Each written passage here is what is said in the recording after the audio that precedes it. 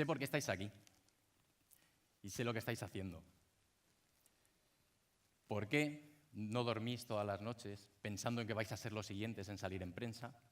¿Por qué día tras día os sentáis delante de vuestro ordenador intentando buscar la respuesta? Es la pregunta la que os ha traído aquí. Y conocéis la pregunta. ¿De verdad podemos concienciar a los empleados? ¿Eso es posible, de verdad? La verdad es que la contestación a esa pregunta es difícil de explicar. Tenéis que conocerla por vuestros propios ojos. Y eso es lo que vais a hacer. Esta es vuestra última oportunidad. Como sabéis, podéis coger la pastilla roja y mañana volveréis a vuestro puesto de trabajo y podéis estar muy tranquilos, porque el 80% de vuestros empleados habrá hecho un curso e-learning de 60 minutos sobre concienciación y listo, todos concienciados, ya podéis dormir tranquilos. O podéis coger la pastilla azul y realmente os voy a enseñar lo que es el mundo real, lo duro que es esto y cómo de verdad se puede afrontar el tema de la concienciación. ¿Qué pastilla cogemos? ¿La azul? Vamos a ello. Bien, como sabéis, en estos dos grupos somos expertos en el diseño y ejecución de planes de concienciación. Hemos diseñado una estrategia que se llama Protective, que hemos desplegado ya en más de 100 organizaciones a nivel nacional e internacional. Y no es que hoy venga a contaros en qué consiste esta estrategia y lo bien que la podemos desplegar o no, sino lo que quiero contaros hoy es desde la experiencia cuáles son los puntos clave que nosotros nos hemos encontrado en nuestros aciertos y errores a la hora de diseñar y ejecutar un plan de concienciación. Y eso es lo que os queremos trasladar. Y, de hecho, el primer punto clave que queremos ver es cuál es el objetivo que queremos conseguir con un plan de concienciación. Porque a lo mejor no sirve con la pastilla roja. A lo mejor con la pastilla roja tenemos suficiente. Si a nosotros, a lo mejor, desde dirección lo que nos han dicho es oye, tengo 4 meses en los que me va a venir una auditoría, yo tengo que decir el 80% de mi plantilla ha sido concienciada en materia de ciberseguridad. Pues a la curso e-learning, media horita, lo chuto para todo el mundo, lo hacen y arreglado. Si mi objetivo es compliance, si mi objetivo es cumplimiento, a lo mejor lo tengo solucionado con eso. Ahora, que no nos extrañe que si es eso lo que estamos haciendo en concienciación, a la primera que nuestro empleado abra una puerta y se enfrente a una amenaza, nos pase esto. Tenemos que ser conscientes de que esto es así.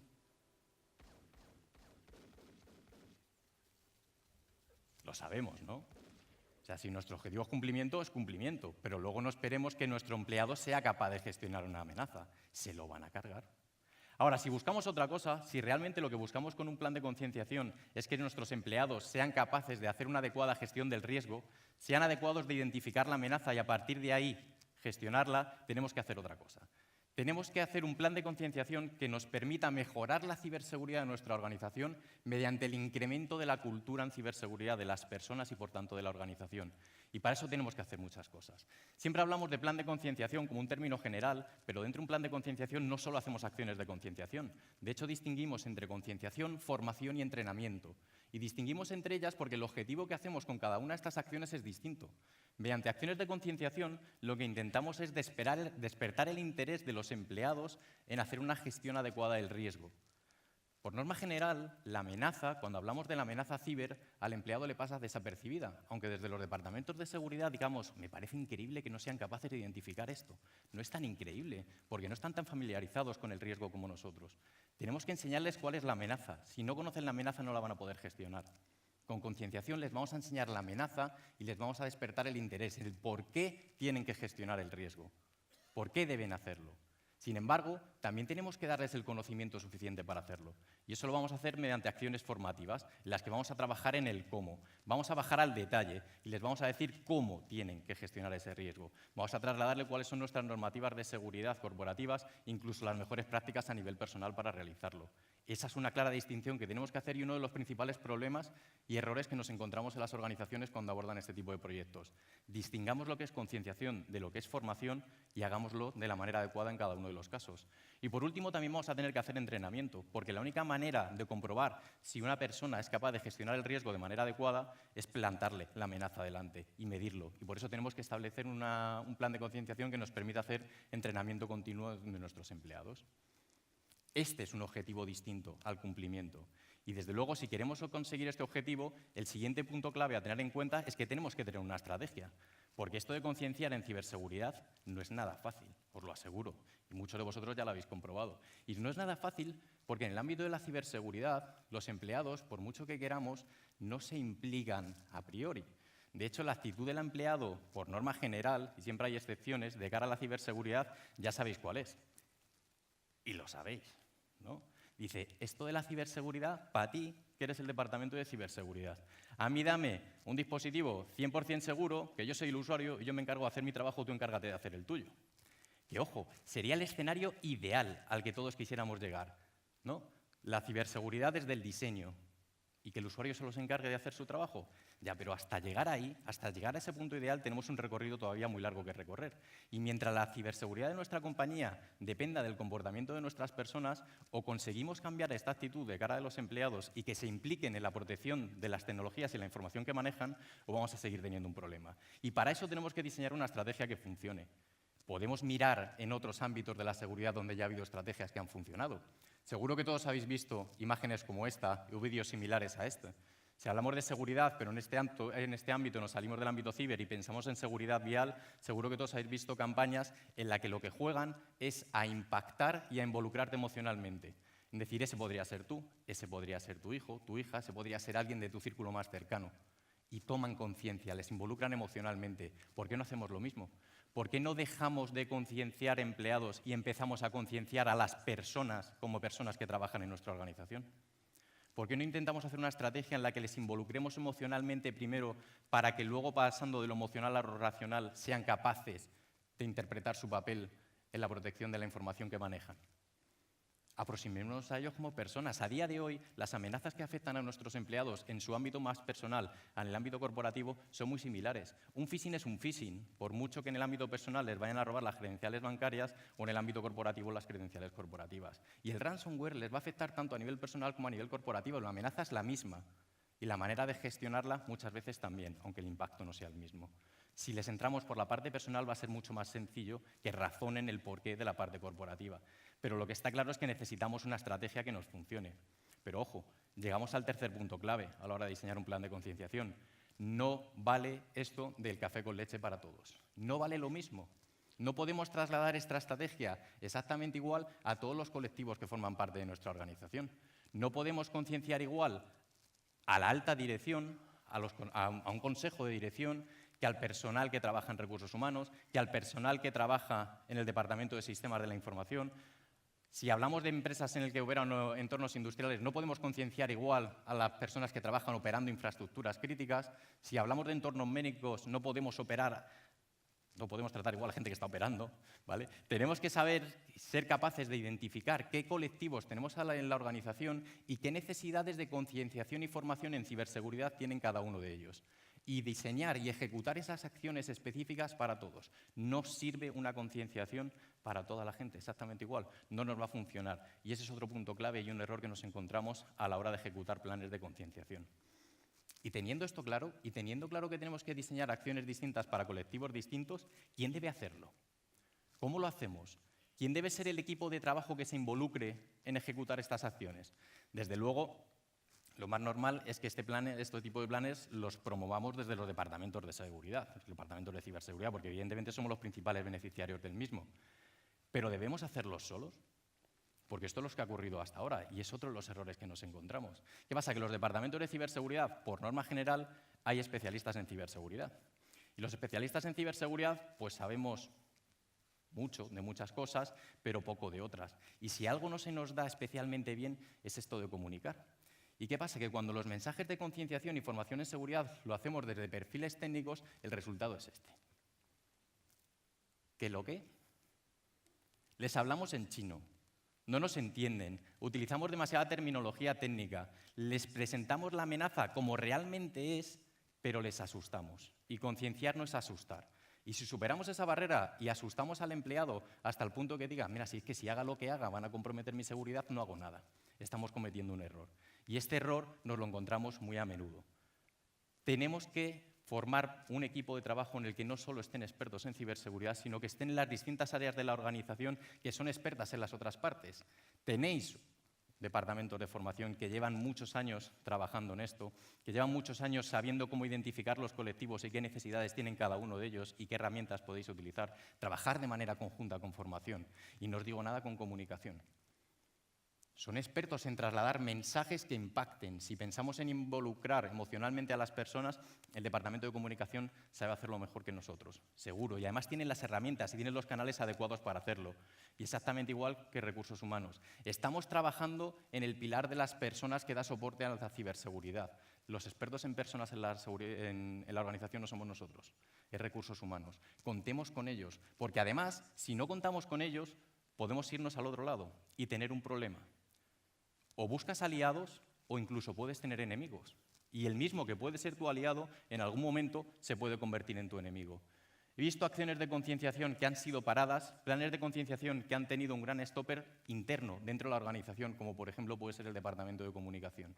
Con toda nuestra buena intención empezamos a hacer todo tipo de acciones de concienciación y de canales de comunicación en donde intentamos llegar a todos los empleados al margen del Departamento de Comunicación, que cuando se entera dice, ojo, que esto de la comunicación es cosa mía. Me da igual de lo que vayas a hablar, de que sea de ciberseguridad o no sea de ciberseguridad y todo lo importante que sea, pero esto lo controlo yo. Y como no has pasado por mí, lo paro. Nos lo hemos encontrado en muchísimas organizaciones y es un problema. Busquemos aliados, no intentemos ganar esta batalla nosotros solos. Si conseguimos involucrar a estos otros departamentos y que luchen con nosotros en materia de comunicación, concienciación y formación en seguridad, vamos a tener el éxito asegurado. Por lo contrario, podemos acertar, pero es fácil que encontremos el fracaso.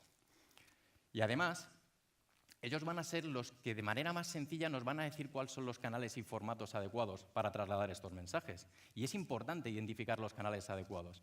Otro problema que nos solemos encontrar es que, sobre todo en organizaciones muy grandes, yo no puedo hacer ningún tipo de acción de concienciación ni de formación presencial porque tengo que llegar al 100% de mi plantilla y no puedo permitirme eso presupuestariamente. Y dejamos de lado la realización de acciones presenciales, cuando en mi opinión es un error. Cuando hacemos una acción presencial, cuando damos una ponencia de ciberseguridad, cuando damos una ponencia de concienciación o hacemos un taller práctico formativo, el impacto que conseguimos es muy alto. Aunque no lleguemos al 100% de la plantilla, cuando tú consigues un impacto muy alto, lo que consigues es que se hable de ciberseguridad. Y cuando se habla de ciberseguridad en la organización y se habla en el boca a boca, sobre todo si consigues llegarle emocionalmente a la gente, eso lo que genera es un caldo de cultivo muy bueno en la organización, aunque no haya estado el 100% de la plantilla presente, para luego sí, evidentemente, utilizar los otros canales que tenemos que utilizar, pero el mensaje que utilicemos a través de estos canales va a calar mucho mejor si hemos hecho lo otro primero. Y por supuesto que vamos a utilizar estos canales. Podemos utilizar una plataforma e-learning donde vamos a hacer cursos e-learning. A lo mejor no es necesario hacer un curso rollero de 50 minutos. Hay otras estrategias, podemos utilizar instant learning y no todos los colectivos tienen que hacer lo mismo. A lo mejor solo uno tiene que fijarse en hacer un curso e-learning sobre un riesgo concreto en 5 minutos y otro sí que tiene que pasar por uno de 20 y otro de media hora. Utilicemos la herramienta, pero no igual para todos. Tenemos que intentar evitar salirnos de los canales de comunicación que están muy viciados. He encontrado que si nuestro plan de concienciación va a consistir en enviar una píldora formativa mensual por correo electrónico, el impacto no va a ser muy alto. Porque vosotros mandáis una píldora formativa, pero comunicación manda otras 7 de cosas distintas. Y eso al final hay un porcentaje altísimo de los empleados que lo que tienen es redirigido todas las comunicaciones corporativas a la papelera de reciclaje. Y ese mensaje no va a llegar. Busquemos canales alternativos. Podemos utilizar una app de concienciación, sacamos del canal del correo electrónico y nos vamos a otro en el que están más acostumbrados. A lo mejor no tenéis por qué hacerla vosotros mismos desde el Departamento de Seguridad. Podemos reaprovechar una que ya tenga hecha formación, que tenga hecha comunicación o, por qué no, hacer una medida. Incluso si tenemos un site de concienciación donde elaboramos todo tipo de contenidos, eso está muy bien, pero también vamos a tener que diseñar estrategias que hagan que los empleados vayan a buscar esa información al site. Como lo tengamos allí en el site sin nada más, no van a ir por motu propio. Tenemos que dirigirles allí. Por eso la parte presencial es muy importante, para generar impacto, generar conversación de ciberseguridad y que luego estos canales sean mucho más efectivos. Además, todas estas acciones que hagamos por los distintos canales tenemos que medir si nos están funcionando o no. Lo normal que nos solemos encontrar cuando hablamos de métricas en materia de concienciación y formación, desde luego todo el mundo hace métricas, porque evidentemente para gestionar es necesario medir. Pero lo que nos solemos encontrar es que nos quedamos en cuánta gente ha hecho mi curso e-learning, cuánta gente ha asistido a la sesión que he hecho, cuánta gente está entrando en mi site de concienciación. Es decir, estamos viendo indicadores de cuánta gente accede a lo que estoy haciendo. Y un poco más allá nos encontramos con otro tipo de indicadores en el que decimos si a la gente le gusta. Mi curso lo ha hecho el 80% de la plantilla y además me han dicho que es muy bonito, que está muy bien. Y son indicadores útiles, no lo digo que no. Pero desde luego ese no es un indicador que nos diga que si el día de mañana va a llegar un ataque de phishing van a ser capaces de pararlo. Sabemos que han hecho formación en phishing y sabemos que les ha gustado. Pero de ahí a que tengan el conocimiento suficiente para pararlo, no lo hemos medido. Tenemos que ser capaces de establecer una serie de métricas de medición en la organización que lo que nos permita es medir de manera real el nivel de madurez de cultura en ciberseguridad de la organización. Que seamos capaces de modelar el comportamiento de nuestra plantilla y ponerlo a prueba y medir de manera eficaz si están siendo capaces de gestionar la amenaza o no. Y para eso llegamos al siguiente punto clave. Tenemos que quitarnos el miedo a auditar. Y a lo mejor el problema es que lo llamamos auditar y tenemos que cambiar el nombre. Porque cuando hablamos de auditar y hablamos de personas, planteároslo. Llegar a vuestra organización, ir a recursos humanos y decir quiero auditar personas. Bien, pues ahí está la puerta. No nos van a dejar. Pero necesitamos analizar el comportamiento de las personas en materia de ciberseguridad, porque esa es la única manera real de comprobar que las personas son capaces de gestionar el riesgo. Situarles delante de la amenaza. Tenemos que ser capaces de plantear las mismas tácticas de ingeniería social, las mismas amenazas a las que se van a enfrentar cuando el ataque sea de verdad. Es decir, tenemos que hacer ciberejercicios, tenemos que ponerles a prueba de manera continuada. Y igual que la concienciación y la formación no la vamos a hacer igual para todos los colectivos, los ciberejercicios tampoco tienen por qué ser igual para todos los colectivos. Podemos probar distintas pruebas de distinto nivel en función de las necesidades de cada uno, pero desde luego este es el indicador real que necesitamos para medir el nivel de las personas a la hora de gestionar el riesgo. Y se nos tiene que quitar el miedo a hacerlo. Si contamos con recursos humanos desde el principio en el diseño del plan, va a ser mucho más fácil que cuando esté todo montado queramos decirles que vamos a hacer esto. Por eso tenemos que buscar aliados. Y además, para ir terminando, si vamos al clásico y decimos siempre que la ciberseguridad es un proceso que tiene que ser gestionado en el tiempo, ¿por qué cuando hablamos del pilar de las personas en la materia de ciberseguridad lo dejamos como un proyecto aislado? Tenemos que trabajar en materia de concienciación de manera continuada. Evidentemente vamos a estructurar nuestro trabajo, pues a lo mejor en proyectos, a lo mejor en servicios, pero definiendo lo que es un plan estratégico de concienciación. Y vamos a diseñar qué acciones de concienciación, formación y entrenamiento vamos a hacer a 1, 2, 3 años y vamos a hacer esa ruta de trabajo que nos permita incrementar el nivel de madurez en cultura en ciberseguridad de nuestra organización que nos lleve a una protección del negocio más adecuada. Pero eso hay que hacerlo de manera continuada en el tiempo. Y si lo hacemos a 3 años, a los 3 años lo que tenemos que hacer es revisarlo, ver los aciertos, ver los errores y volver a seguir trabajando. Tenemos que trabajar en concienciación de manera continuada si lo que queremos, si realmente lo que perseguimos es que nuestro objetivo sea que nuestros empleados sean capaces de gestionar el riesgo y cuando se enfrenten a la amenaza, lo que ocurra sea esto.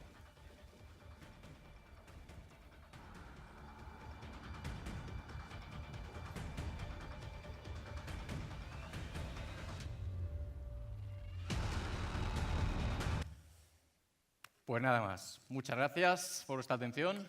Gracias. Si tenéis alguna pregunta, y si no, os paso con mi compañero Daniel, que os va a presentar a Gloria. No os la perdáis, porque si las personas pueden convertirse en la primera línea de defensa de nuestra organización, si fallan, que puede que fallen, tiene que entrar la segunda. Y ahí es donde entra la tecnología y ahí es donde entra Dani.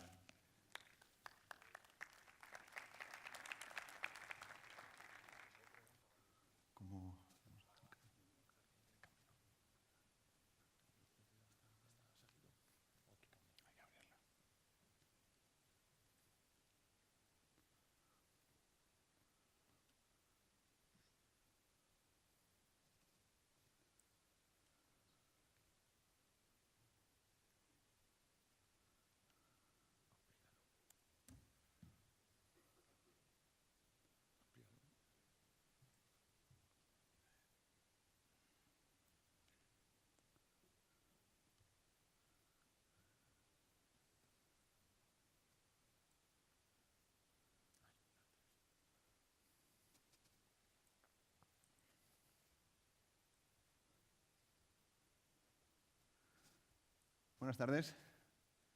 Bueno, pues yo vengo a presentaros a Gloria. Ya se ha hablado de ella en alguna charla durante el día de hoy.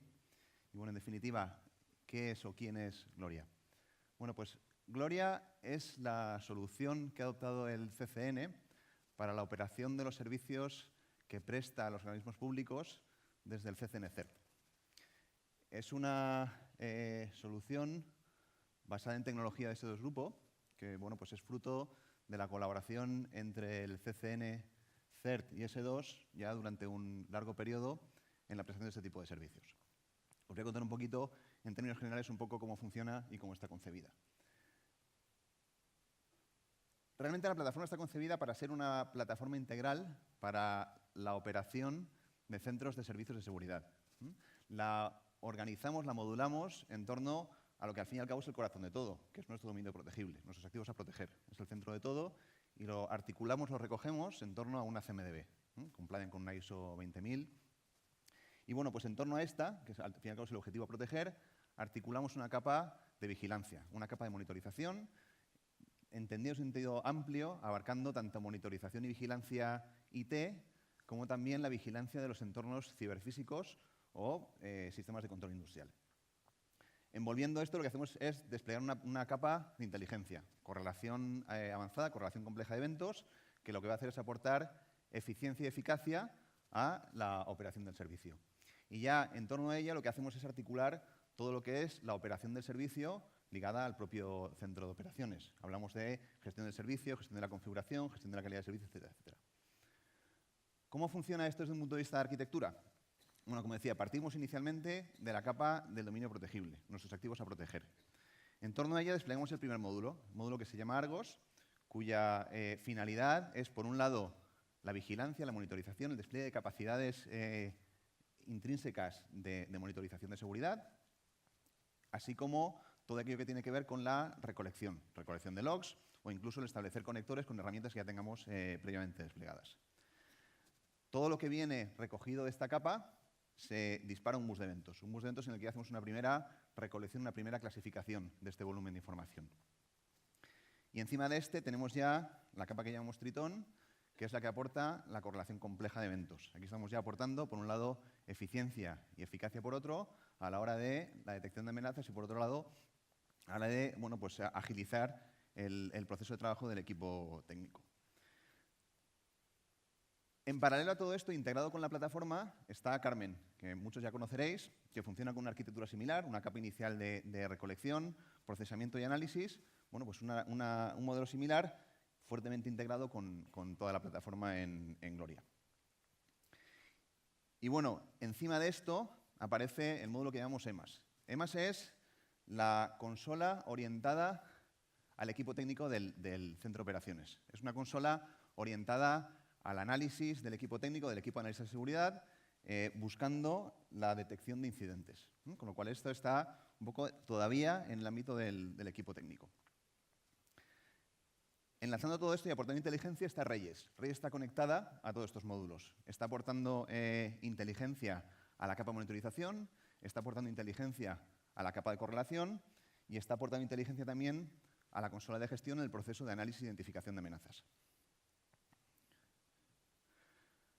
El siguiente punto en la arquitectura es Lucía. Gloria está completamente integrada con Lucía. Y dice, ¿qué diferencia hay? ¿Por qué hay una consola primero para el equipo técnico y otra después? Realmente, como decía, EMAS está orientada al equipo técnico, al equipo de analistas, para soportar su proceso de análisis y detección. Lucía está orientada a la gestión del incidente. Es decir, una vez el equipo de analistas identifica o declara un incidente, el incidente se declara y se escala a Lucía. Y es en Lucía a través de la cual se produce la interfaz con los usuarios, con los organismos públicos en este caso, a la hora de gestionar el incidente y su ciclo de vida. Y bueno, por último, por cerrarlo todo, lo que tenemos es un módulo que se llama ERA, que lo que presenta son cuadros de mando de pues el funcionamiento en tiempo real de toda la plataforma.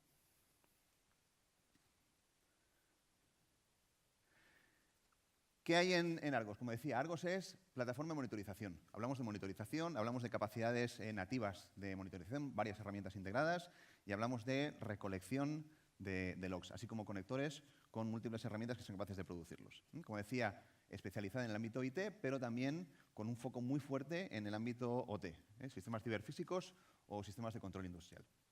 ¿Y aquí qué tenemos? Pues nativamente capacidades un poco de todo en el ámbito de la monitorización.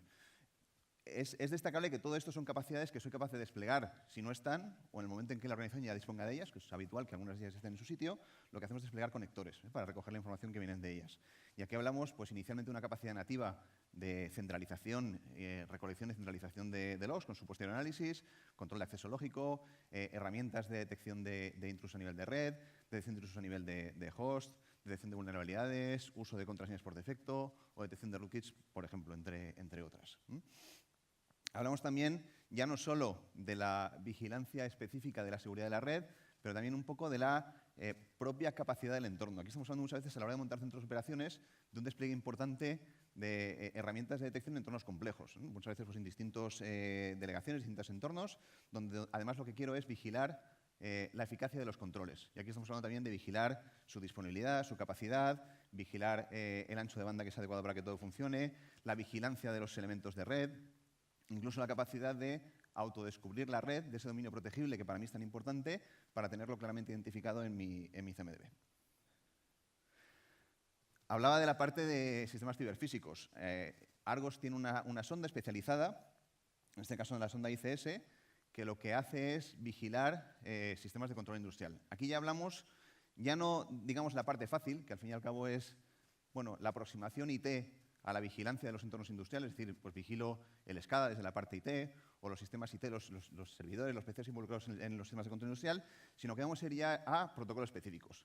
Hablamos de Modbus, de FINS, S7, etcétera, etcétera, y buscando pues, comunicaciones no habituales, protocolos no habituales, anomalías en el uso de los protocolos, buscando bueno, usos anómalos en ese tráfico que ya es un poquito más controlable dentro de los sistemas de control industrial. Todo esto, como decía, integrado de forma natural y nativa en el mismo entorno. Comentaba antes la parte de los entornos distribuidos. Hablamos en muchos casos aquí, como decía, de plataformas complejas, con a lo mejor muchas OTs en diferentes entornos, y como decía, pues al final la plataforma es capaz de vigilar que todo está en su sitio. Y bueno, vamos a por la parte de correlación, el módulo de Tritón. Tritón lo que hace es, como decía, aportar capacidad de correlación. Correlación simple, correlación compleja y correlación multinivel. Por un lado, correlación simple, buscando aportar eficiencia. Lo que hago aquí es quitar ruido, quitar mucho volumen de esa grandísima cantidad de eventos que van a llegar a manos del equipo técnico para hacer que se centre en lo que de verdad requiere atención. Por otro lado, tenemos correlación compleja, que lo que va a hacer es ayudar a identificar situaciones, amenazas que en un momento dado pueden estar ocurriendo por impacto en entornos que de por sí no están conectados y no se ven. Y por otro lado, correlación multinivel, que me permite centralizar, correlar cosas que pueden estar ocurriendo de manera coordinada sobre a lo mejor distintas sedes de mi organización.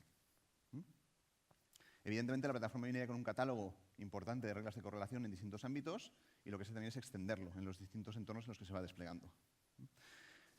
Lo que proporciona en este caso es una inteligencia, como decía antes, eso está integrado con Reyes, como puede ser de otra manera, y con un flujo continuo de información desde Reyes para aplicar esa inteligencia que viene de este entorno. Hablamos de correlación distribuida, es una acción interna, luego contaré un poquito cómo funciona, pero también la capacidad de no solo correlar de forma centralizada, sino también de forma distribuida.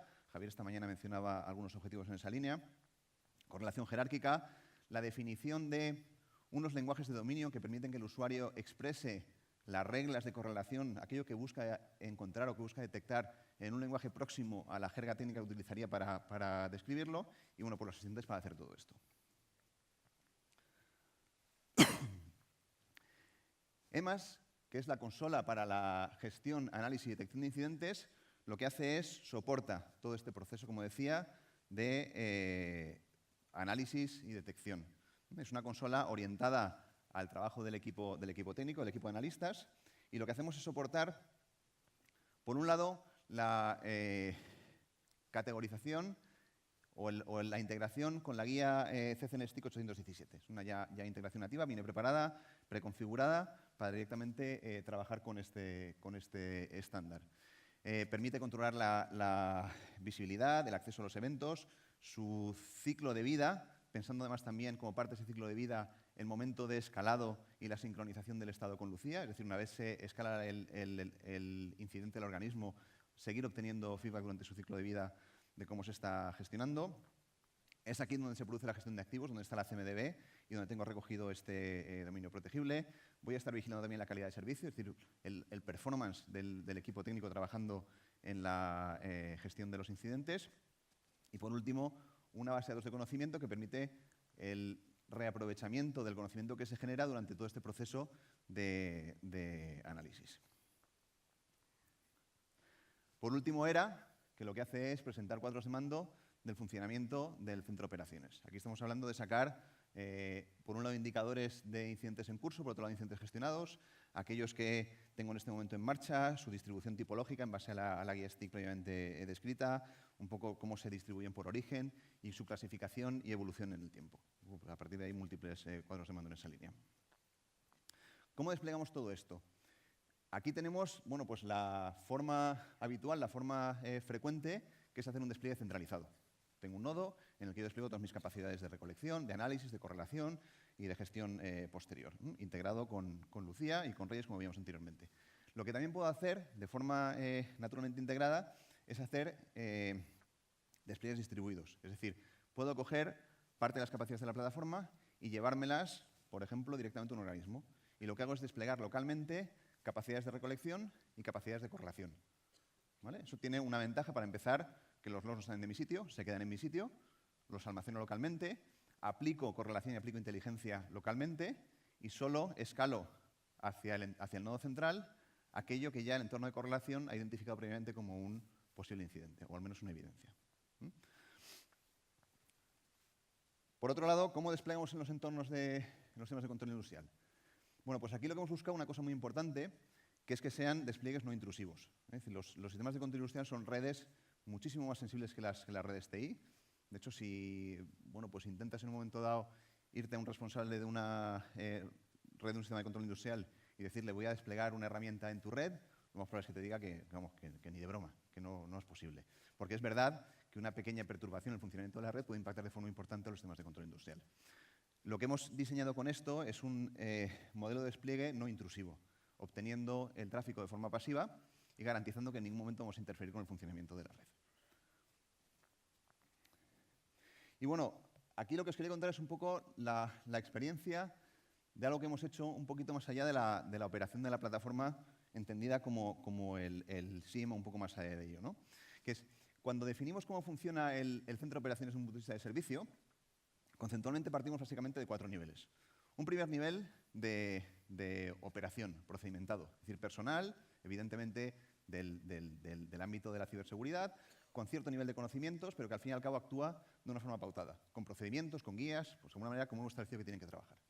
Por encima de ellos lo que hay es un equipo ya más reducido de especialistas, abordando lo que el equipo, digamos, de nivel 1 es capaz de abordar y enfocándose en aquello que realmente requiere un análisis, digamos, más profundo, más intenso para la identificación. Y por encima de ello, niveles de coordinación y dirección. Realmente, en una situación como la que tenemos hoy, el problema que tenemos todos es que recursos de los de arriba y de los de abajo hay pocos. Pocos realmente comparado con el problemón que tenemos. Porque al fin y al cabo cada vez están pasando más cosas y más amenazas. Con lo cual es vital conseguir ganar mucha eficiencia aquí. Es decir, conseguir que el número de personas que necesitamos para operar todo lo que se nos viene encima cada vez sea menor. ¿Vale? ¿Qué estamos haciendo en esa línea, en la plataforma? Bueno, pues lo que estamos haciendo es trabajar en las capacidades de automatización y orquestación en la gestión de ciberincidentes. ¿Qué buscamos con esto? Como decía, reducir el trabajo manual y repetitivo que los analistas de seguridad tienden a hacer en los procesos de detección y respuesta a incidentes. Y al final, ¿qué es típico hacer con todo esto? Un analista se enfrenta a una consola donde hay centenares de miles de eventos. Aplica, según su criterio o el que le ha establecido su organización, un método de triaje, mejor o peor, con el que va descartando cosas. Dice, con mejor o peor fortuna, igual hay cosas importantes, cosas que no. Y a partir de ahí, les añade contexto, les añade inteligencia y, bueno, pues en un momento dado, declara o no un incidente. ¿Qué hacemos en esta línea para poder mejorar la eficiencia de todo esto? Bueno, pues por un lado lo que hacemos es automatizar el triaje. Establecer técnicas de automatización para que ese triaje que buscas hacer de forma manual lo haga la herramienta por ti y lo haga de forma automática. Con lo cual estoy ya, por un lado, reduciendo significativamente el número de eventos, el número de alertas, el número de incidentes contra el que se enfrenta un analista y además asegurándome de que lo que le pongo delante van a ser de la criticidad más alta posible. ¿Vale? Por otro lado, lo que voy a hacer es, y algo que también toca hacer es, automáticamente componer contexto. Darle contexto a esa alerta que le paso al analista y además aportarle inteligencia. Inteligencia que en un momento dado saco, por ejemplo, de Reyes. Y darle un entorno ya compuesto a la hora de aportar todo este contexto. Y por otro lado, lo que voy a hacer también es articular procesos complejos a la hora de establecer el proceso que debo seguir para, en un momento, analizar o dar por declarado ese incidente. un poco buscando la forma de contar esto de forma representativa, lo que he traído son algunos números. Los he sacado un poquito de contexto, tampoco no son exactamente reales, pero para que veáis un poco cómo ha sido el proceso de trabajo con Gloria durante un periodo de tiempo, con un número relativamente pequeño de organismos, pero para que veáis un poco cómo es. Esto que hay aquí, las barritas amarillas, son la volumetría de eventos con los que trabajaba un analista en un escenario anterior a Gloria. Hablamos de que el analista se pone delante de la consola y lo que tiene delante son, en ese caso, centenares de miles de eventos, con los cuales lo que hago, como dices, empieza a hacer un triaje, busca, descarta, filtra, se los ordena y dice, bueno, pues estos son los con los que voy a empezar a trabajar. Frente a esos centenares de miles de alertas, la línea azul que hay abajo son los incidentes declarados a Lucía. Fijaos un poco la proporción, 130.000 por ahí arriba, frente a 50, 60, 30, 20. ¿Vale? Fijaos un poco la desproporción que hay entre lo que necesito manejar en la consola para al final declarar tan poquito. ¿Qué ocurre cuando introducimos Gloria? Bueno, realmente ya aplicando parte de ese triaje automático, pero sobre todo correlación compleja, lo que hago es que ya reduzco significativamente el número de eventos que los equipos técnicos manejan en la consola. Estoy ya acercando un poquito más el tiro. Y por otro lado, ya empezando en esa misma línea a subir un poquito la eficiencia. Fijaos, ya suben un poquito las curvas a la hora de medir la volumetría de incidentes escalados a Lucía, en este caso. ¿Qué es lo siguiente que ocurre aquí? Aquí ya empezamos a introducir automatización. ¿Vale? Aquí sí que ya empezamos a meter contexto, aportar inteligencia, reducir todavía más lo que de alguna manera pongo en manos del equipo técnico. Y fijaos que hemos pasado de centenares de miles de eventos a apenas ya, hablamos ahí de 1.000, 2.000, 1.500, algo así. ¿Vale? Algo que ya realmente es bastante manejable por el equipo técnico. Y por otro lado, fijaos cómo además ha subido la productividad. Es decir, el número de eventos que sale Lucía se ha al menos duplicado. Hablamos ya de 150, 200, depende del momento. ¿Por qué? Porque además, al automatizar el proceso de generación de contexto, lo que hemos es generado ya prácticamente incidentes. Es decir, situaciones que ya están identificadas como prácticamente seguro que son un incidente, con todo el contexto necesario para confirmarlo. Con lo cual, lo que hace aquí el análisis sencillamente es confirmar. ¿Qué pasa aquí al final? Esto fue una segunda vuelta más a la hora de automatizar. ¿Vale? Y sencillamente lo que ocurrió aquí es que, si os fijáis, sigue creciendo la tendencia en el volumen de eventos escalados a Lucía, incidentes escalados a Lucía. ¿Por qué? Porque el proceso cada vez no es automático. Porque el proceso cada vez se acerca más a que el modelo de actuación de un nivel 1 es una mera comprobación. ¿Vale? ¿Qué es lo que ocurre ahora con esa pirámide que pintaba antes del centro de operaciones? Que donde ahora tengo gente trabajando, en lugar de tener especialistas haciendo triaje, lo que tengo es especialistas, por un lado, generando conocimiento para modelar estos patrones que permiten automatizar y, por otro lado, generando esa inteligencia dentro de la herramienta. ¿Vale? Y, por tanto, reduciendo significativamente el número de personas que necesito para manejar ese volumen de información. O dicho de otra manera, con el mismo número de personas soy capaz de abordar muchísimo más de lo que hacía hasta ahora. La última vuelta, si os fijáis, ahí reducimos todavía más. ¿Qué hicimos aquí ya? Incluso dar una vuelta más a la hora de modelar esa integración con Lucía, de forma que estamos incluso verificando incidentes notificados previamente, estableciendo ventanas en las que se ha sido notificado previamente, respetamos un cierto periodo antes de volver a hacerlo, con lo cual aún estamos reduciendo más. Entonces nos hemos quedado ya, si os fijáis ahí ya, apenas en centenares de eventos en la consola, frente a ya, hablamos de, no termino de ver bien las cifras, 250 aproximadamente incidentes declarados. Eso es un rango de productividad, si os fijáis ahí. Fijaos la diferencia un poco ya de, con el mismo número de personas, que es importante decirlo, todos decimos sí, el mismo número de personas, la diferencia que hay ahora en cuanto a la productividad. ¿Vale? Bueno, pues esto es una línea importante. Esto es un poco pensando en hacia dónde vamos con todo esto y hacia dónde va Gloria durante el periodo que viene. Bueno, pues hablamos de seguir reforzando, integrando, potenciando la integración con Lucía. Vamos a seguir trabajando, se presentaban hoy capacidades adicionales en Reyes, todas ellas bien integradas con Gloria y, por supuesto, aumentando estas capacidades de automatización, buscando aportar eficiencia, bueno, pues en estos procesos de servicio que presta el CCNCERT a los organismos públicos. ¿Alguna pregunta?